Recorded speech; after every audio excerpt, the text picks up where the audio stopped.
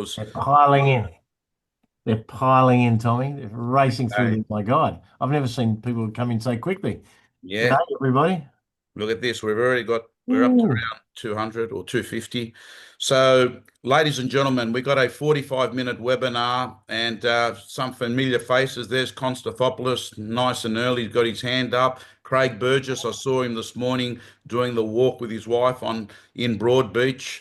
Um, I saw Smollen today. I thought it was one of the most. I saw Smollen and your accountant, John Belly, Ellie, yep. at Koloshi this morning saying that that was one of the best events. And I'm just going to start off with, I'm making the assumption that some of the people are here, were at AREC, like Johnny Warren, because Yeah, I Johnny. put him. But I also make the assumption that there are some people that have been attracted to come here because they weren't at AREC. And I want to let you know, and I rang up John first thing this morning. He's the new Barbara Walters. The way he interviewed those three guests, Will Guidara, um, um, I'd be honoured to be Barbara Walters. She's a legend. you, But you, you, you're outstanding, and I have to say to you that I believe that we always say it was the greatest AREC, but I'm only repeating, even mm, from the cynics, people that are actually cynical about training. They actually said to me, there was no dead spots there. There was no dead spots there. It was just gem after gem after gem. And John, today's intention is that we want to pick a handful of the keynotes that did exceptional jobs. You've mentioned some there. Some are real estate agents, and some of them are expert topic speakers. And we also want to get in the chat box, if you don't mind, I'd love you all to put some of your favorites. Like I've got here from Anna, my favorites was Camilla Harris, the come on. rider of the waves, Tim Grover, and the property management sessions as well. I'd Mm. love you all to type in who was your those that were there, who was the best session that you had? Tim Grover, Adrian Oddie, Mm. uh, Adrian scored Stephen very well. Bartlett. The Uh, other thing, Tommy, I'd love to ask them if they can is, and we're going to be talking about this, but was there a specific one or two piece of advice, systems, quotes, because the light globe went on for a lot of people. I had a lot of people that they text me and they do the same to you. They hear something and they say, "Oh my God, shit," and then they repeat the quote. And so that was good for me because I kind of knew what was really getting traction. And it's all about shifting the needle, Tommy, because you can go to seminars and feel good, and that's okay. But you want to go to seminars that are going to give you information and or inspiration that can actually shift the needle and take you to the next level.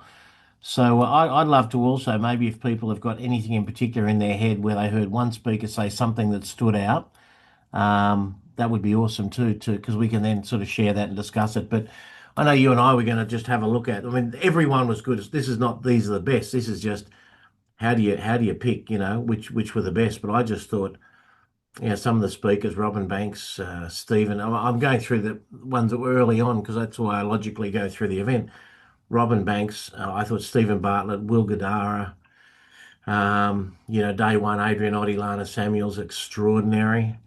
Yeah, maybe we start with some of them, Tom. I mean, I know Robin Banks. I had people, and I think Con might have been one of them. Con was certainly referring to Tim Grover on day two as being extraordinary, but that said, like Robin Banks' standout. And I know you were the one that said to us we got to book him for the event, which was, I told you, John. I remember saying to you, you got to trust because it was a last minute thing. I just knew that this guy is a great opener. But yeah, John, yeah, I've actually got, you know, I'm going to maybe on Robin Banks. I'll start it off, and yeah. because I've got the AI has made learning such a really good experience now. Like what Susan's done, and we're going to send this out to everyone. Susan's actually got a live wire of the conference, then put it through AI. We've shared the notes. And so in Robin Banks, John, I'll just read out what AI has got as his notable quotes. Success is a way of thinking, an attitude, a vibration of energy. He then goes on to say, consciously choose your thoughts when you wake up in the morning. Now, John, he has something that you used to do. So we've got him in the real estate gym. We've got the John McGrath affirmations. Daily affirmations, yeah. Daily affirmations. And when I interviewed him after AREC, I just do a 5 minute quick summary for my real estate gym members. He turned around and he said, the issue with affirmations is your brain will believe things whether they're true or not. So you've got to pick what you're saying. If you do it consistently over and over again, he talked about the importance that everything is energy and that's all there is to it. Match your frequency to the reality. Some of the other things that he actually in his key takeaways was success is predominantly a matter of psychology, 80%, with mechanics contributing to only 20% of success. Now, what Yeah. do you think of that quote, John, about 80% psychology, 20% mechanics? Well, you could change psychology to attitude because it's probably a word most people understand. It's about 20% mechanics. It bloody helps if you're technically a good lister, a strong negotiator, all those things. So there's no doubt that skill and capability plays a part in success. But I think his and I agree with it. What he was saying is the greatest part of success is energy and attitude.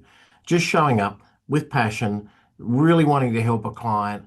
And Matt Steinway and Robin Banks used the word as well. Matt talks about vibration, and he kind of said things like, you got to match your vibration with the frequency of where you want to be and what you want to do. And if you want to be world best, you've got to have a world best vibration. The other thing Tommy said, and I wrote this down here, words have energy attached. And a number of speakers, Tim Grover was a big part of that as well. I know Stephen Bartlett talked about that when I asked him about imposter syndrome. We'll talk about him in a minute.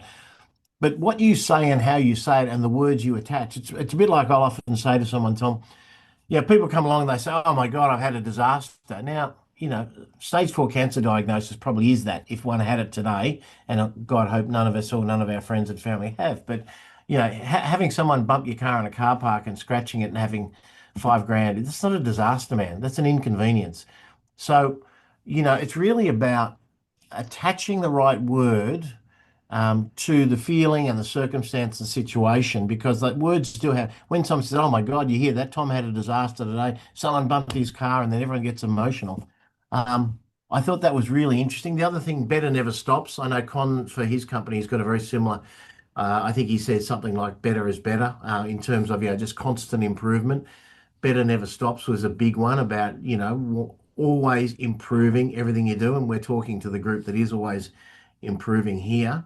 So I think, Robin, if we were to summarize him, because I know we've got a lot to get through, I'd say energy, vibration, if you will, if you want to put it that way, words which create energy and in a sense are energy. You just said it's all about energy. He talked about focus and concentration. I think he was the one, and there was a quote, I've written it down somewhere. It was something like, it's not about time management, it's about focus management. Because he said, you can get a hell of a lot done in Yeah, 6 minutes. Tim Grover, he said, Tim said that. don't ask people, can I have your time? Can I have your focus? Because they can give you 2 hours and they're not listening. But if you could have a focus minute of 1 minute and they are listening. Yeah. So, training to win, daily affirmations, though, power of concentration. They're some of my notes that I took down. And, then again, we had the AI stuff. I'll just see if there's anything else. You have the right frequency, manage your daily thoughts. That was a big one. A lot of people kind of think their thoughts just come randomly and you've got no say and no ability to block them out. Well, I think thought management is a real thing. It's a skill. It's like learning a lot of things in life, negotiating, listening, playing tennis, playing the piano. These are all skills. Susan, if you're in the background, would you be kind enough to quickly just share John McGrath's affirmations? Because I actually think those Yeah, affirmations they're have good been ones. written perfectly for real estate people. They talk about the mindset and the thoughts that a great real estate agent's going to have. While Susan's trying to find those, John, I want to move on to Will Guidara, right? Oh my God. Because he was next in the morning there. And Will Guidara, just for those that weren't at AREC, got ranked the #1 restaurant in the whole world, right? The #1 restaurant in the whole world. And by the way, they're the affirmations, daily affirmations. And if you Can scroll, you leave that for everyone, Tom? Can everyone get a copy or download a copy? yep, We'll send them this we'll send them this. afterwards. We will Thanks, send them this. thanks, Susan. Oh yeah, I love them. I haven't changed these, Tommy, for a lot of years. Yeah. I did in the early stages, but I got them to a point where I thought I'm not sure there's a lot more that I can think of that would enhance these. So I reckon if everyone, especially if you're starting out and if you're not in momentum, if you did nothing more than read those 2 or 3 times a day, and it puts you in a whole new state. So yeah, thanks, Susan, for dropping out. Okay. Look, So, Will Susan, Guidara, Tom, I just stop want to share so say, we can. Yeah, talk about Will John. Tell number one restaurant, and he used the constant whole thing. I want you to focus on, if possible, unreasonable hospitality. so even though, I mean, I did a lot of research on him, obviously, because I was going to be doing the interview, and um, I know a lot of people when I booked him, they said, "Oh, you know what's a restaurant guy going to teach us?" I said, "Believe me, this guy is world expert on customer experience, and we are in a customer experience industry. A lot of agents think, oh, we're in a negotiation industry, we're in a property, we're in a housing industry, and some of that's true, but this is about customers and making them feel great. Buyers, sellers, tenants, landlords, everyone's critical. So now, by the way, it's estimated there are over 25 million restaurants in the world, and he was number one. A couple of things, the stories he told. First story, Tommy, he said he aspired to have, the number one restaurant in the world. He had a vision for it, and he got told he was on the top 50 list and to go to an event and they'd tell him where he came. And he was in his mind, he thought, I might get 25, 30, 35. 35 was his position. And then they read him out first. Okay, number 50, 11 Madison Park. And he said how angry and disappointed he was, even though he was number 50 in the world, which was incredible. But he said, I think his words were something about never waste a good adversity. Adversity is a terrible thing to waste. I saw that quote there. And so for him, in a sense, the adversity was he wanted to be number one, and it was announced he was number 50. So he used that moment of disappointment to build into, and then eventually, a few years later, he was number one. So he talks about unreasonable hospitality. He said opening a good restaurant with good decor, good food, good service ain't going to cut it anymore because there's literally millions of them. What you have to be is extraordinary. You have to give people an extraordinary experience, the food, the decor, everything. And he does talk a lot. You used the word before, Tommy, intention. He said everything must be done with intention.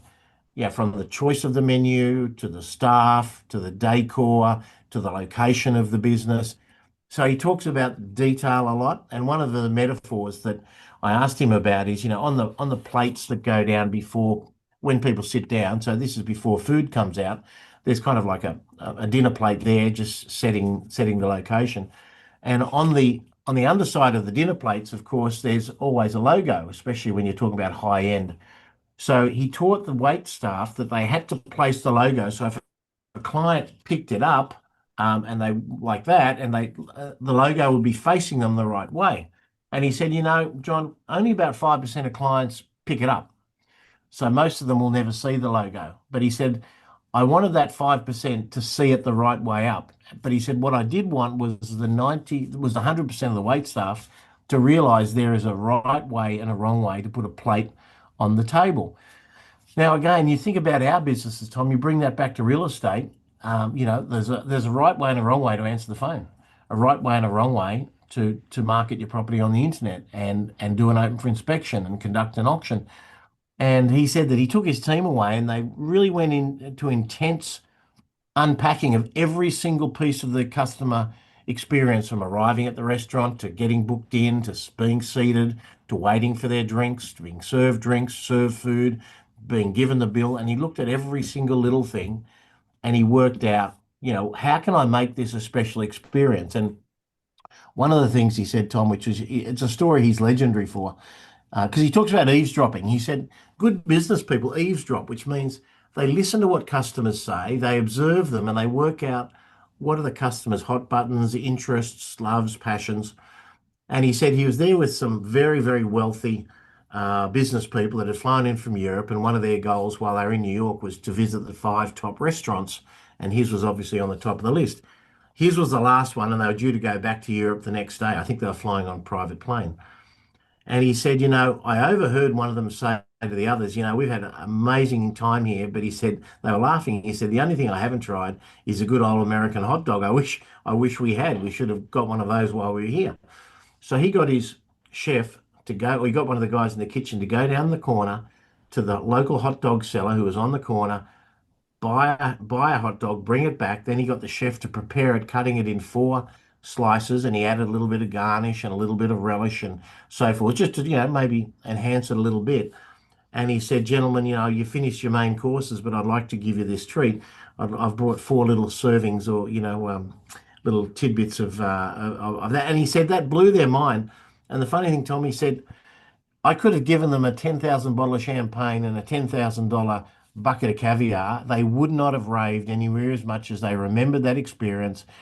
And he talked about the fact is I heard what they wanted and I was prepared to go out of my way to get something to make them feel special.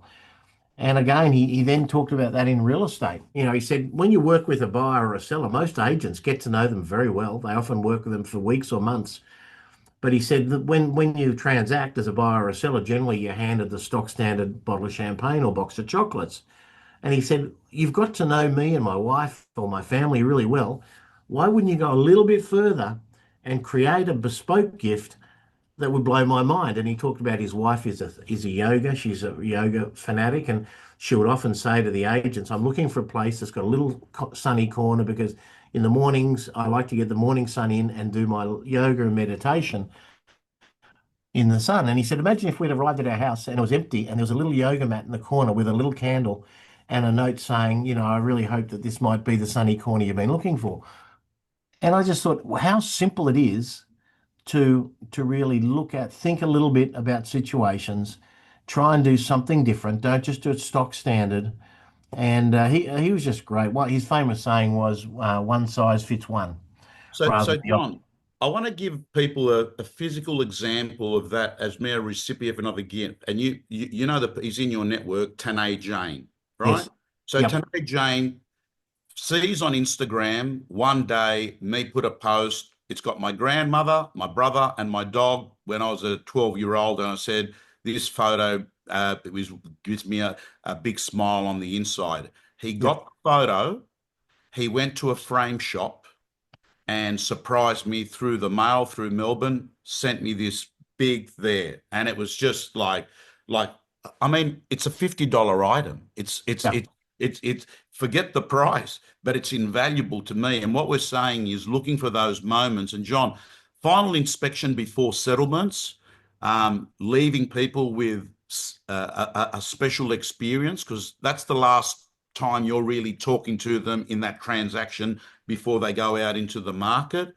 But John, Well, he Tommy was said it was a $2 hot dog, by the way. I remember he said I could have given them a bucket of $10,000 caviar, but he said they were raving and blown away because I listened and I gave them something they weren't expecting. So again, it's not about how expensive is the yoga mat. It's like something that lights you up. Can Is I ask about this guy, John? Because I'm mindful of time.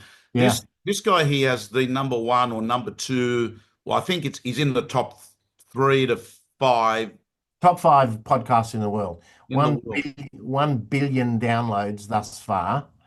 1 billion downloads, and he was offered $100 million by, I don't know if it was Spotify, but I assume it might have been Spotify, because they bought Joe Rogan's, to sell his podcast. And he said no, he wanted control of quality and so forth. So he is amazing. And it was 2 a.m. in the morning. Just it's funny how people show up, isn't it?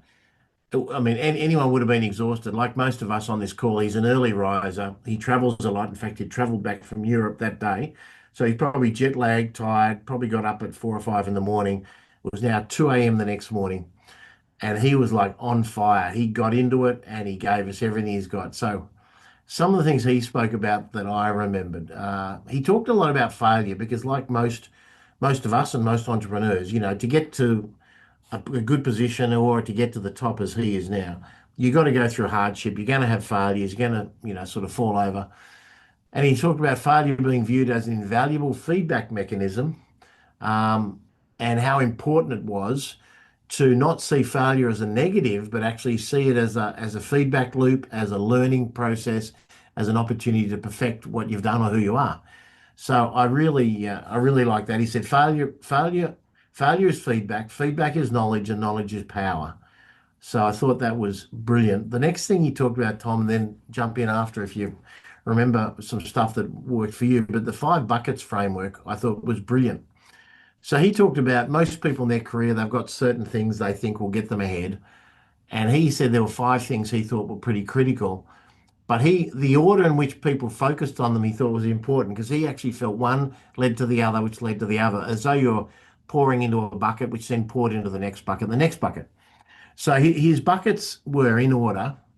Boom, boom, boom, boom, boom here. Knowledge. And he said the first thing, if you want to master anything, you have to get the best product knowledge in the business. The 5th one, for example, is reputation. And he said a lot of people focus on reputation and trying to prove to people they're trustworthy and all the rest. But he said that will eventually come. If you get the knowledge bit right, everything else will flow. The next one he said was skills. So that's capability, skills, negotiation, listing, and so forth. Third one was network. But he was really important to say if you start networking and you don't have the knowledge and the skills right, you're going to waste a lot of relationship opportunities. So he said, focus intently on the knowledge, then focus on upskilling yourself, then build your network. And then he talked about applying resources, and resources are time, energy, money, all of those things. And resources generally amplify the first 3. And the last one was reputation. But he said, to be quite frank, if you get the first 4 right, reputation just flows from that. So you don't have to spend a lot of time trying to convince people that you're good or the best or competent, because if you get knowledge, skills, network, and resources right, reputation is going to look after itself. So John, let's look at that in real estate very quickly. Knowledge. You can become the Google of the marketplace simply by going to realestate.com and studying everything that's on the market, everything that's been sold, right? You can open up contracts, learn them inside out, because half the industry have never really opened up and looked at a contract because they say, oh, the lawyers do all of that. So knowledge is something that's within your control. Skills in real estate, buyer management, vendor management, prospecting, listing presentations. There's not much more to it. Like you just turn around and say, I'm going to be a 10 out of 10 in those 4 areas. Network. Every area has got shot callers, influencers, builders, accountants, people that you align yourself with. Resources. I suppose what he's referring to there is having an associate, having a team that can help you because you need scale. And then you talk about reputation. Like if those other things are happening, people are going to be talking about you in a positive way. And reputation is simply the result of those other 4 inputs. Yeah, 100%, Tom. Yeah, I think you're right. Leverage resources refers to leverage points, and we're going to talk a bit about that, I think, a bit after. He also talked about storytelling, and he is a superb storyteller. He was at the event. He's superb when he's on his podcast, and we spoke about that with a lot of people, different people, everyone. Kamala Harris. I mean, one of her great skills is she's a terrific storyteller. So he just talked about storytelling as the bedrock of effective marketing. So, if you are lousy at telling stories and communicating to one or many, and yet you spend tens of thousands of dollars a year on marketing, you might as well save the marketing. It's funny, Tom, on-site auctions, I have found Gillian McGrath, who's no relation, but was one of our top agents before she retired. And she used to, at the beginning of every on-site auction, she would stand up and say, ladies and gentlemen, my name is Gillian McGrath. It is a pleasure to look after the Panos' home. They are dear friends of mine. And she would go on and she'd say, so I'm going to wish each and every one of you best wishes. This is a beautiful neighborhood and it's great to see all the neighbors come out. So she would do like a little storytelling, personal advertisement, if you will, before. What does it cost her? 0. How much time does it take? 2 minutes, 1 minute probably, 2 max. And then everyone walks away saying, wow, that was Gillian McGrath. I've heard about her. What a lovely lady. Isn't that nice, the things she said? So again, if you're a good storyteller, the touch points and the ability to make a difference, and I don't think it was Stephen, but one of the people stood up, and also one of the people during their speech said, communicating to many and learning the ability to present. And I think, certainly for you and I, Tom, I guess that's been part of our business and our business model and maybe our brand is being able to communicate stuff to people, which is essentially storytelling. So I thought that was great. The other one he did talk about was happiness. And I know Adrian Oddie, which we might talk about Adrian a bit later too, but he talked about, money doesn't make everyone happy. And Stephen was just saying, you're happy when your expectations of how life is supposed to be are met. There's a lot of people, and when I get to 1 million, I'm going to be happy. When I buy a Ferrari, when I pay off my mortgage, I'm going to be happy. When I can buy my wife or my husband, a particular gift or my kids. And in fact, it's amore fati, which is Stoicism that talks about you can just fall in love with your life today, with your current life today, fall in love with it. And then don't have any huge expectations that when this happens, you'll be happy because you're never going to, because there's always going to be something else you're lurching towards.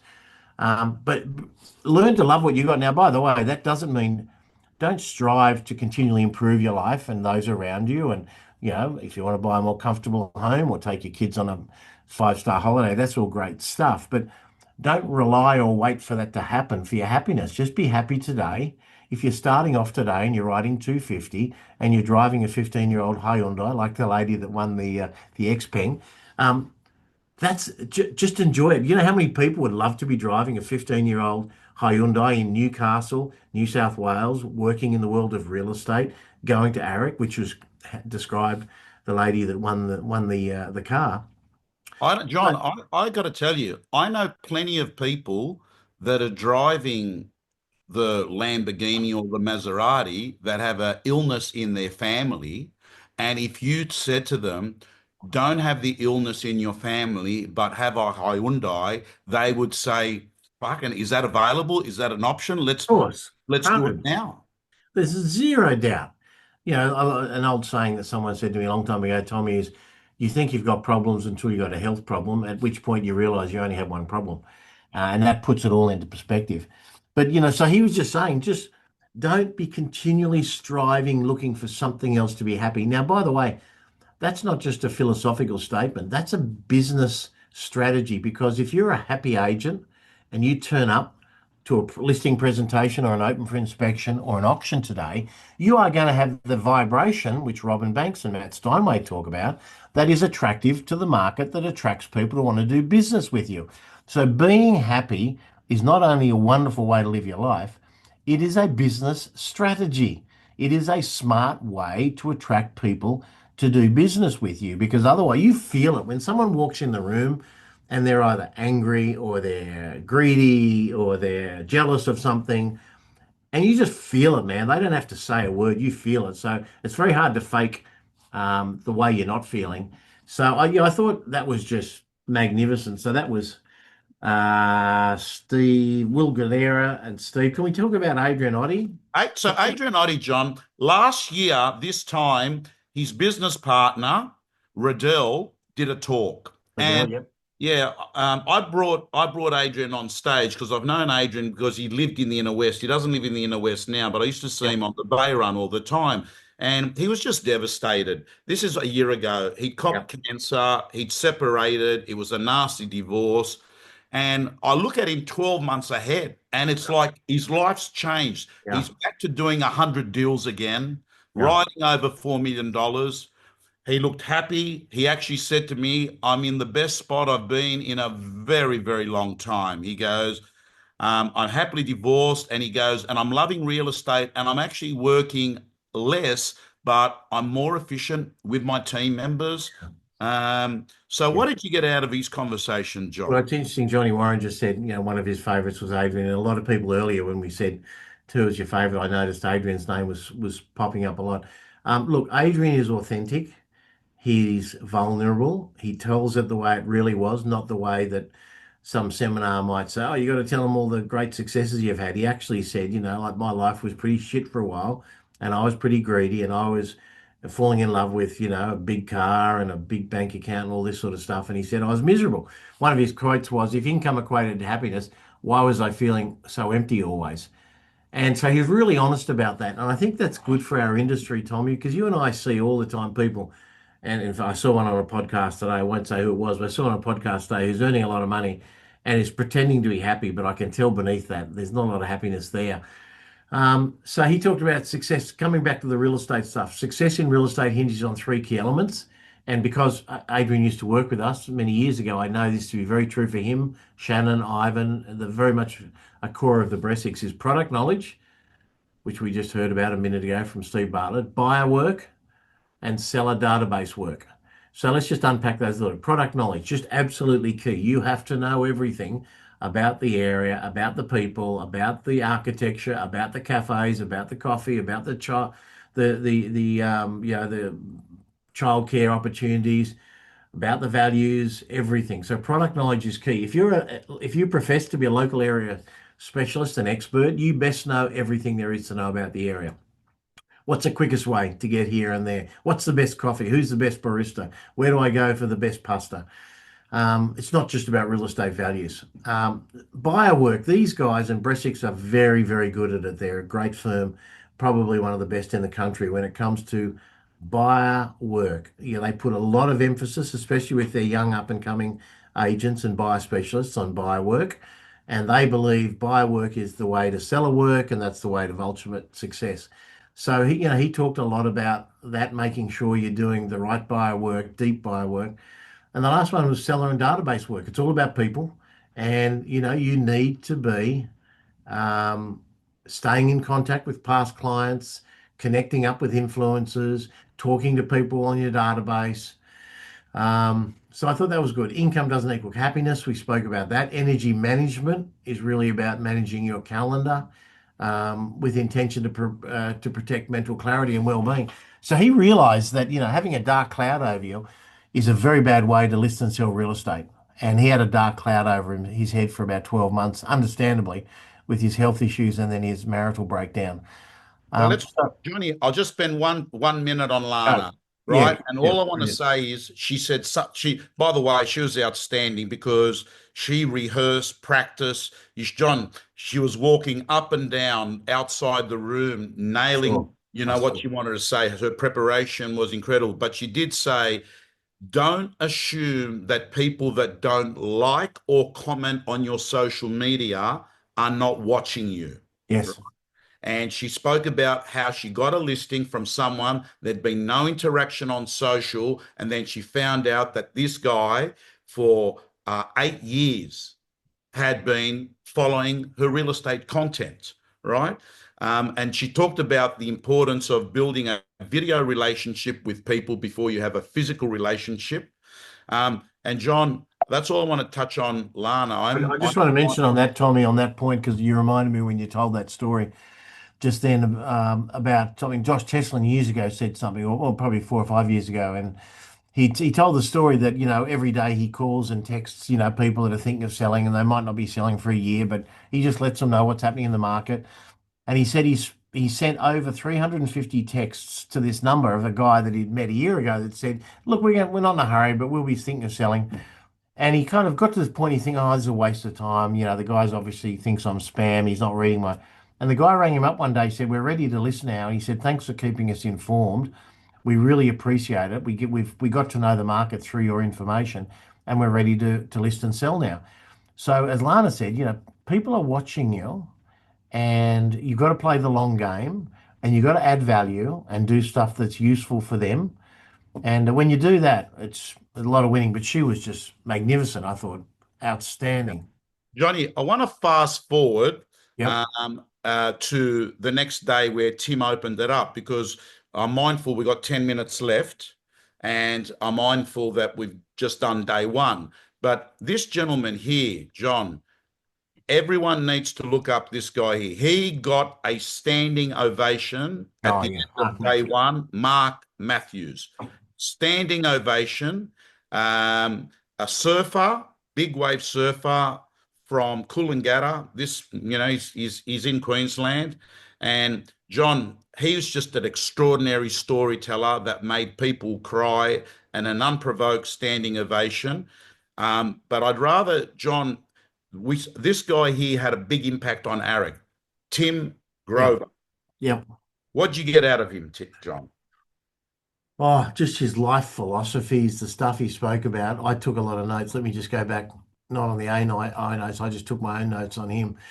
Um, what are some of the things that I got that I took down there? Confidence is the ultimate drug. That when you turn up with a level of confidence to an event or to a listing or to an open for inspection or an auction, that gives everyone around you confidence and they feel confident in your advice and your energy again. So I thought that was good. He talked about building your life on strong foundations.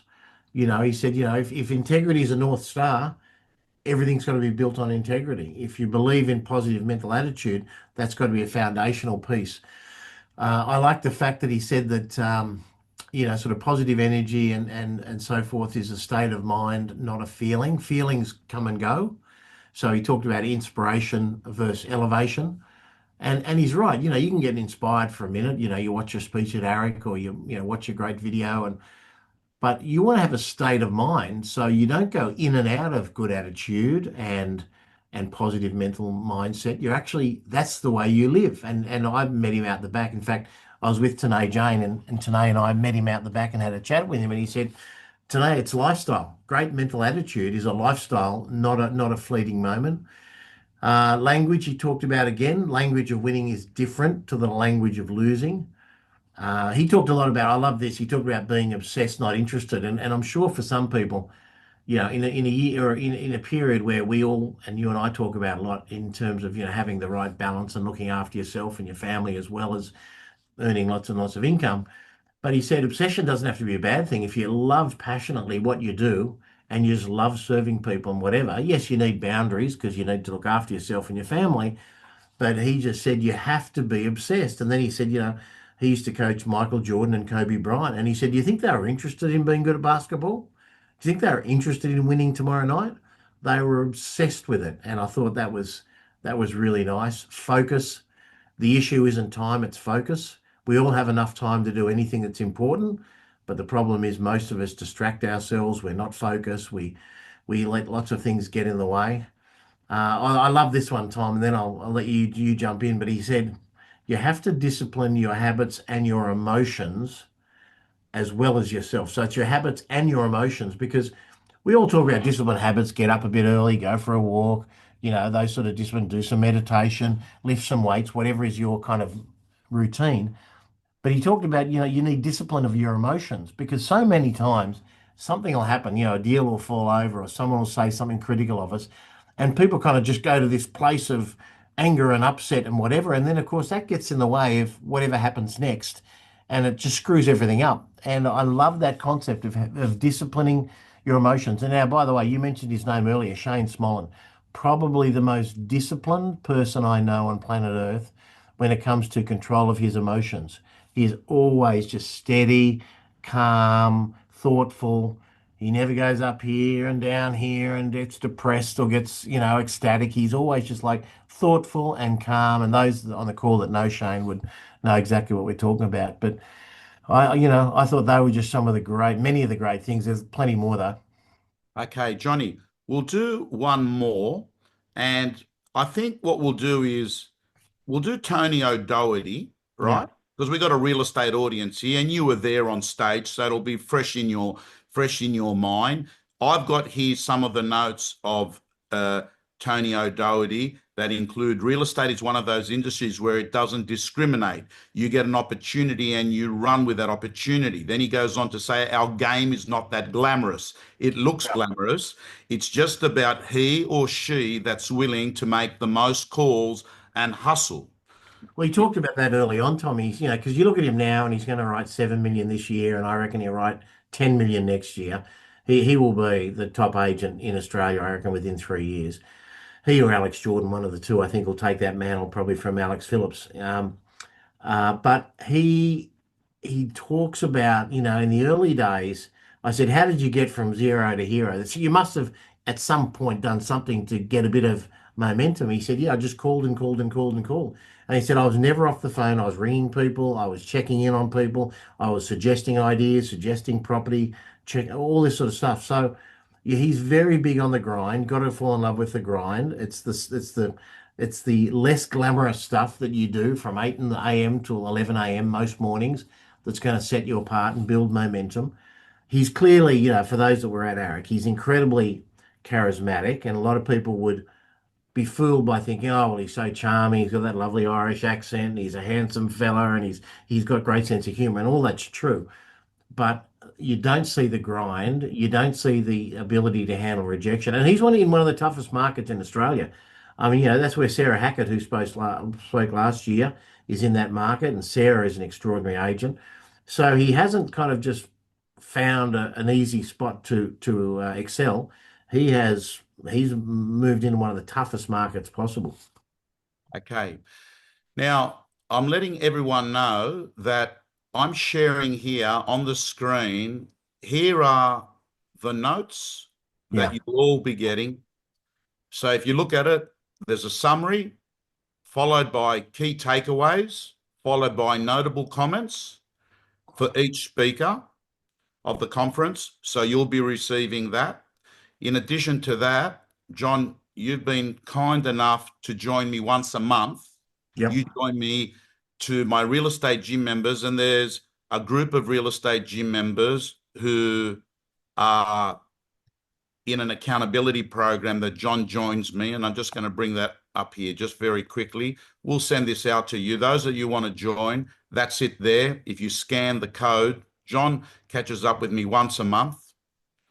And then what we do is you send your results into an app and John, measurement and accountability, I mean, it serves a purpose, right? We have lead agents. I think Konstanthopoulos was the one that told me a year or 2 years ago.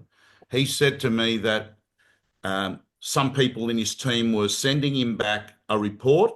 Ahmed. It was one of them. Sorry, it was Ahmed. Right. Yeah. It was Ahmed Nayak, which I actually saw again this morning. What a great guy. He was there with his brother and his whole team going for a walk this morning, reflecting on what are we going to implement. That's what winners do. Winners don't just listen to the information, they action the information. And he said that I think what you were sending was can you unmute for a second? Wait, I have to give him permission. Hey, Johnny. How are you, man? Good, mate. How are you? Great. So Con, off the top of my head, you were doing BAPs, maps, connects, and energy. Still doing it, man. Still doing it. Mate, still doing it. Actually, you know what's really funny, Tommy and Johnny? I've got a Bailey's conference on shortly, and I've just been finishing the slides. And one of the slides is exactly that, which I can show you very, very quickly if you want to see it. Are you in New Zealand or are you still here? No, I'm here. I'm going there in 2 weeks' time. Oh, okay, cool. But you can see it right here, Tommy, if I can share screen. This is exactly. You've got it, Susan. You're a genius. Susan's all over it. Can you see this? Mm-hmm. Yeah. Okay, that's what we collect every single day from Amit and his team, and that's the last 5 years. Wow. Every day. Every single day. I'm on the same WhatsApp group, and I'll be honest, I don't look at it every day, but I look at it regularly. So I'm just can I just share something too, Con? Yeah, man, I'll stop sharing. Okay, so we've produced one for emerging agents, particularly those that are in the earlier part of the career. Calls, connects, door knocks, maps, BAPs, energy, right? Perfect. Then we've got is one for pinnacle agents, connects, appraisals, listings, and sales. And then we've also set, and this is a very simple plan, a weekly plan. Just on a Monday morning, just say I'm going to block the noise and make myself focus on the 3 most important buckets: the listings I'm chasing, the hot buyers I'm working with, and my current vendors, right? Because there's so many things you can do, yet this is the main thing. So, John, we'll send all that stuff. Con, thank you so much for giving us that insight. Again, we're going to send all this out to you. John, congratulations on an extraordinary event, an event that a small cohort of people thought to themselves, oh, but we don't like Kamala Harris, right? Kamala Harris. At the end of it, thank God you were doing the interview, not me. That would have been a disaster, right?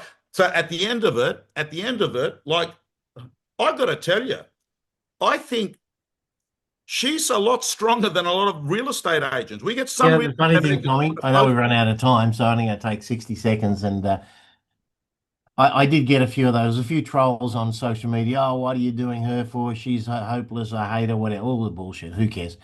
Um, and then I had a couple of people say to me, oh, can we get our money back for our tickets? I said, no problem at all. I said, just before though, and I don't know whether they did or didn't, but I said, just to let you know, there's 30 of the best speakers on the planet. If you don't like her, why don't you come and watch the other 29 and feel free to go out while she's speaking and come back in if you're that offended by her. And I don't know if they did or they didn't, but then as I was going through the event, I just thought, man, this is gold. This stuff, it was wall to wall, life-changing speakers. And some people missed it because they had this weird view about a woman who's done more in the world than almost any other woman in history, and failed to be the president of America by literally 1%. And yet someone has taken a view and they've taken away their opportunity to learn all this incredible stuff.